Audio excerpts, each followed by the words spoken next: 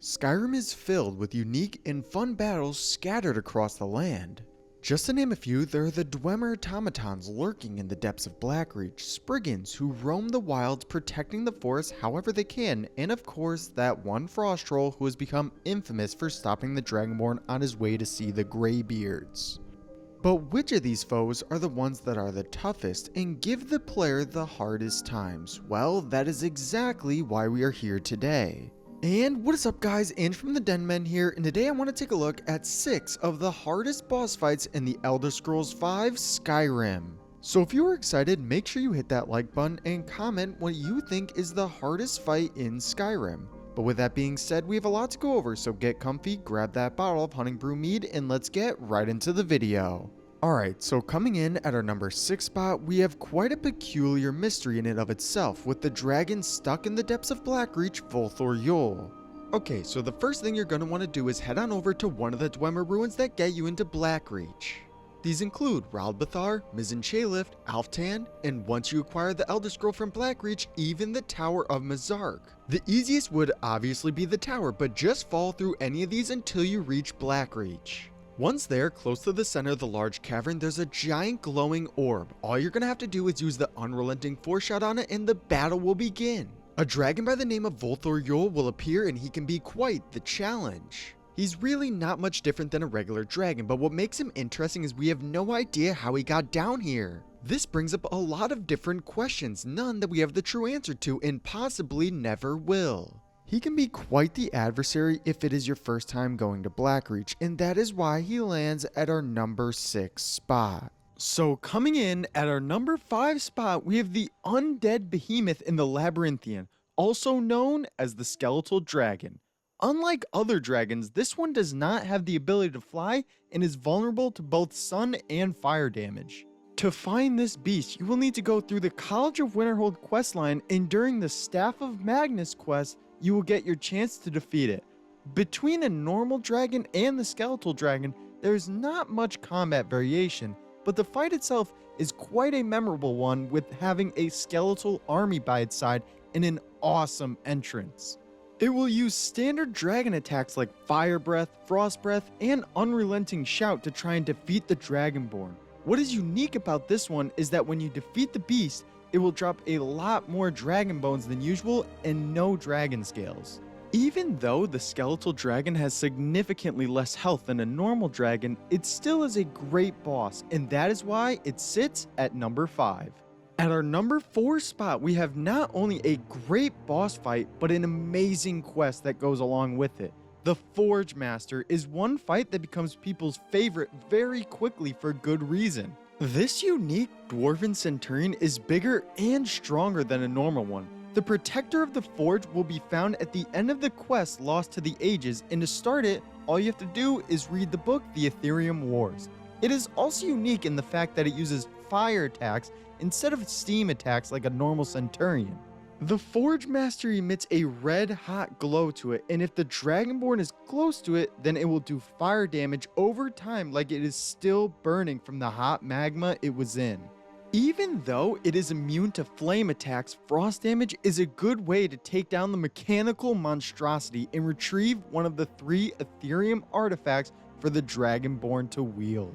On to our number 3 spot, we have one of the most well-hidden bosses in the game. This one comes from the Dawnguard DLC in the Soul Cairn. The Reaper can be summoned when you find 3 Reaper gem fragments and place them on his altar. He is a menacing enemy with a battle axe looking to cleave the Dragonborn's head from his body.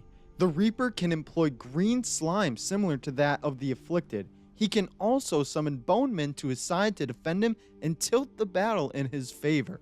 The location of the fight gives it a haunting feel to it, and one that the idly by should not take heed to. Even though he is not considered to be a very difficult boss, it is one of the most unique in the game, and that is why he stands at our number 3 spot.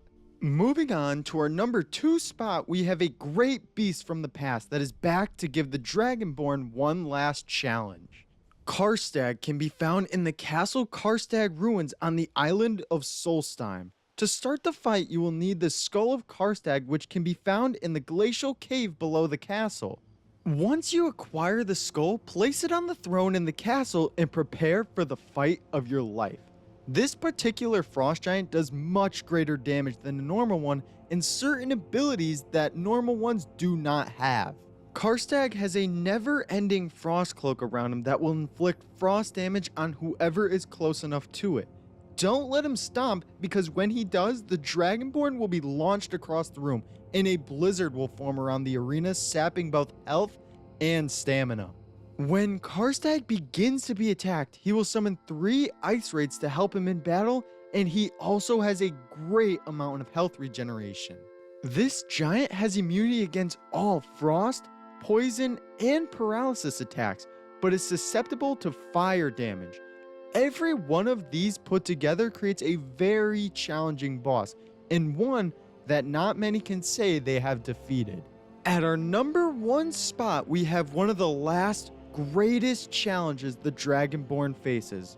When the player turns level 80, a person wearing a full set of ebony armor will approach. The man standing before you is known as the Ebony Warrior, and he will ask to meet you at his last vigil.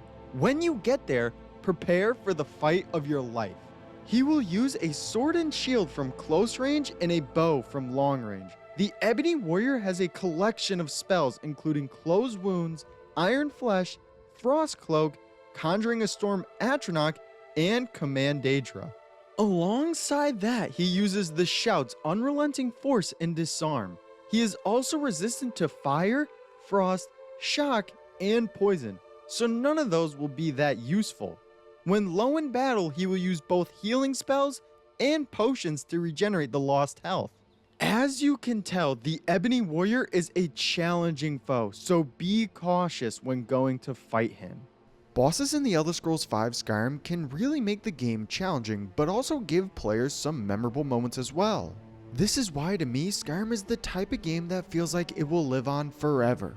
There are just so many layers to this game, and bosses like these where you can just stumble across them just makes it that much better. I mean, it is just easy to see Skyrim to this day being one of the biggest and most innovative games of all time.